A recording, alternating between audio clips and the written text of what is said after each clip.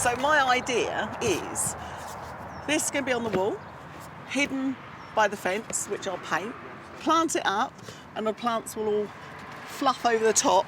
And then I'm going to attach some terracotta pots here as well. And I think that'll look quite pretty, and I'm going to zhuzh them up a bit with a bit of emulsion paint.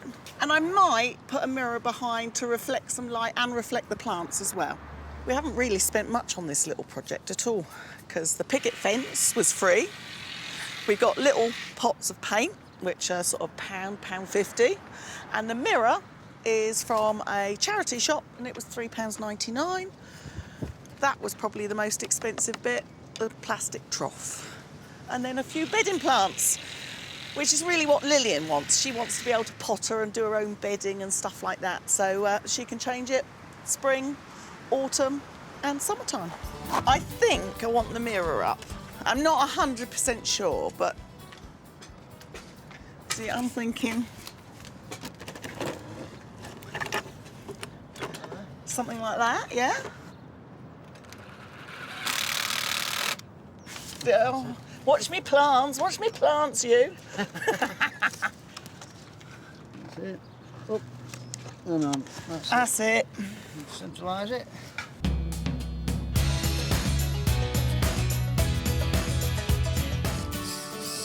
Containers are great in a garden, but they can work out really expensive. My idea is that we're building it out of timber. This is going to just give a bit more support to the container. We're using gravel boards, so they're tannalised. Tannalised means the wood has been treated to stop it from rotting. There we go. One in there. There. One in there. That's a nice snug fit. Beautiful.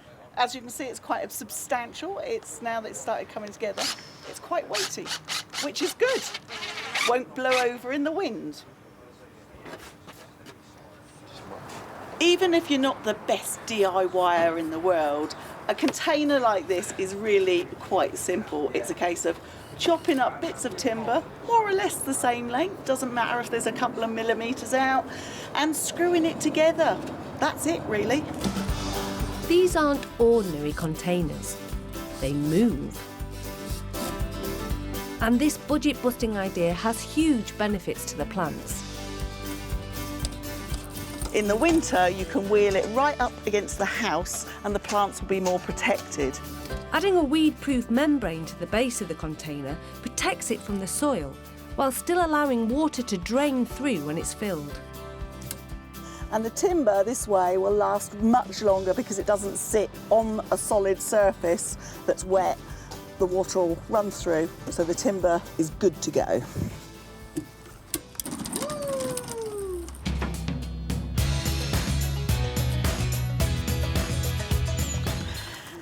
So these are old clay land drains. And back hundreds of years ago when I was at college, we actually had a lesson on how to lay them, but I'm using them to make some bug hotels. So I'm basically stuffing them with, these are the prunings off of the hedge that Chris has cut down, and then some with soil, and then we've got some that are the canes off the raspberries. But this will make lots of different environments for insects to crawl into. And this is cow parsley, the old stems, which I've collected from outside. See, they're hollow. So absolutely ideal, and I think they look quite good.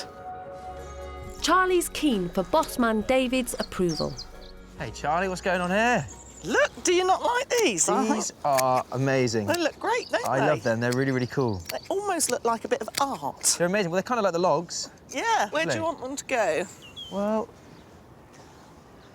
maybe underneath the tree there. Yeah? Yeah, I With think the that'd log? be really nice. Yeah, So it's all... just in front of the log, maybe. All right.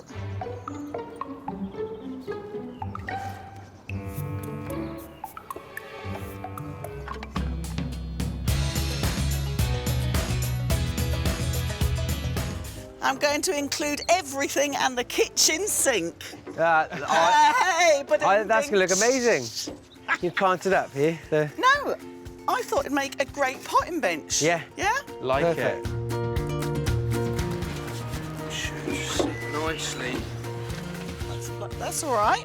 So the idea is this is a potting bench, so you can put the compost in here, so it won't spill off or blow off, and then you can pot up on here, but then likewise you can put a plug in and fill that with water, and Norman can play in the water and have his cars and boats and maybe a bit of soil and make a real mess, which is great fun when you're a kid.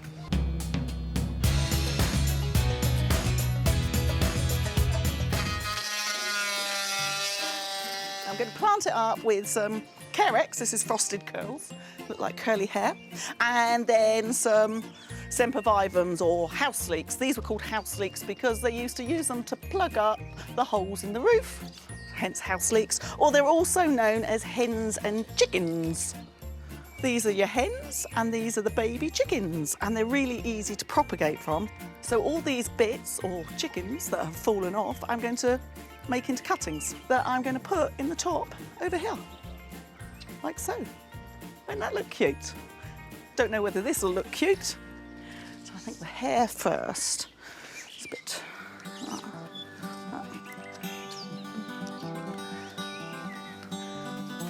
Does that look like bed hair? A bit like...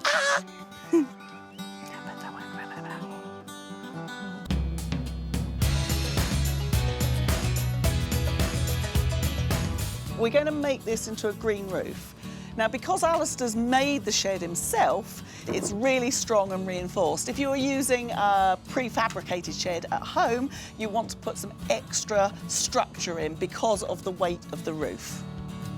The roof has been felted, but to make sure it matches the rest of the garden, Charlie's adding a lip using the same decking boards as the floor. Now, I want to try and create a tray that's about 3 inches deep. And you can't see, but I can feel that's about, well, it's probably about 2 inches deep. But that'd be enough for the sedums. Yeah?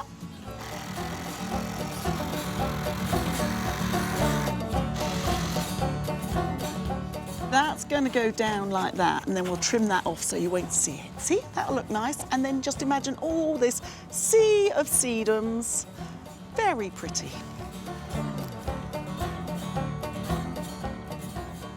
We've got planting medium with this stuff which is called hydrolica. It's ever so light and porous, and we've mixed that in with the planting medium. These are water-holding clay pebbles and are lighter than soil, so they're ideal for our green roof. And we have a thin layer over, and then I'll plant through with the succulent sedum, sempervivum, that type of thing that puts up with really sort of drought conditions, also windy conditions, and full sunshine, which you will get on this side, and it will create a mat right the way across the roof, and it'll look gorgeous. So I'm going to plant them slightly proud because I am then going to put a very light gravel all the way around them.